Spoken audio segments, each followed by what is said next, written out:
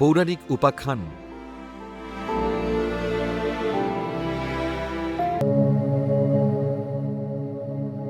অম্বুবাচীর পৌরাণিক মাহাত্ম্য কি? অম্বুবাচী হল হিন্দু ধর্মানুসারে ধরিত্রী বা পৃথিবীর ঋতুমতী হওয়ার বার্ষিক উৎসব। প্রতি বছর আষাঢ় মাসে সূর্য আদ্রা নক্ষত্রে প্রবেশ করলে এই সময়কাল শুরু হয়। অম্বুবাচী শব্দের আক্ষরিক অর্থ জলের নির্গমন বা জল বৃদ্ধি। এই সময় বর্ষার আগমনে পৃথিবী উর্বরা হয়ে ওঠে বলে বিশ্বাস করা হয়। আষাঢ় মাসের ৭ তারিখ অম্বুবাচী শুরু হয়। অসমের নীলাচল পর্বতে কামাখ্যা মন্দিরে এই অম্বুবাচী উৎসব পালন করা হয়। কিন্তু আপনারা জানেন কি অম্বুবাচীর মাহাত্ম্য কি, কখন আরম্ভ হয়, কি করণীয়? আজ জানাবো সেই তথ্য। অম্বুবাচীর সঙ্গে কামাখ্যার সম্পর্ক কি? পৌরাণিক কাহিনী অনুসারে প্রজাপতি দক্ষ রাজার প্রিয় কন্যা সতী বাবার অমতে মহাদেব শিবকে বিয়ে করেন। রাগে ক্ষুব্ধ দক্ষ এই ঘটনার বদলা নেওয়ার জন্য একটা যজ্ঞ শুরু করেন। তাতে জামাই শিবকে আমন্ত্রণ জানানো হয় না। সতী যজ্ঞস্থলে এলে সবাই মিলে শিবের বদনাম শুরু করে।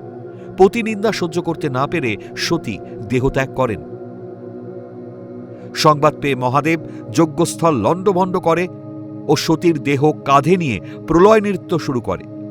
দেবতারা ভয় পেয়ে শ্রী বিষ্ণুর শরণাপন্ন হন। বিষ্ণুর সুদর্শন চক্র দ্বারা সতীর দেহকে ৫১ খণ্ডে বিভক্ত করল। সতী দেহের এক খণ্ড অর্থাৎ যোনি এই কামাখ্যায় পতিত হয়। স্থানটি হল অসমের নীলাচল পর্বত, যেখানে কামাখ্যা মন্দির গড়ে উঠেছে। এটি একটি পীঠস্থান। অম্বুবাচী কি? ভারতীয় জ্যোতিষ ও পৌরাণিক মতে রবি গ্রহ যখন মৃগশিরা নক্ষত্রে ৩ চরণ শেষ করে ও আদ্রা নক্ষত্রে প্রবেশ করে তখন অম্বুবাচী শুরু হয়। বাংলায় সহজ একটা প্রবাদ আছে, কিসের বার কিসের তিথি, আষাঢ়ের ৭ তারিখ অম্বুবাচী। আষাঢ় মাসে যে বারে যে সময় রবি মিথুন রাশিতে প্রবেশ করে ঠিক পরের সপ্তাহে সেই বারের সেই সময় অম্বুবাচী আরম্ভ হয়। সতী মাকে ধরিত্রীর সঙ্গে তুলনা করা হয়েছে, অর্থাৎ এই সময় সতী মায়ের যোনি ঋতুবতী হয়। সতী মা রজস্বলা হওয়ায় কামাখ্যা মন্দির আপনা থেকেই বন্ধ হয়ে যায়। ঋতুস্রাব হওয়ায় উর্বরা শক্তি বৃদ্ধি পায়। তখন মাটিতে কৃষিকাজ বন্ধ থাকে। ৩ দিন অম্বুবাচী পালন করা হয়। অম্বু মানে জল, বাচী মানে বাঁচানো বা বৃদ্ধি করা। বৈজ্ঞানিক ব্যাখ্যায় বলা হয় এই সময় বর্ষার আগমন ঘটে, ফলে ধরিত্রী ফসল উৎপাদনে সক্ষম হয়।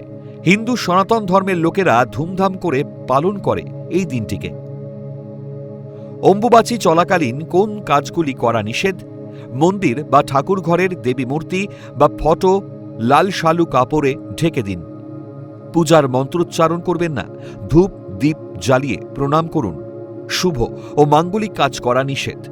ধরিত্রী মা অশৌচ থাকায় সাধু সন্ন্যাসীরা আগুনে রান্না করা খাবার খান না। কৃষকেরা এই সময় হাল চাষ বা কৃষিকাজ বন্ধ রাখেন।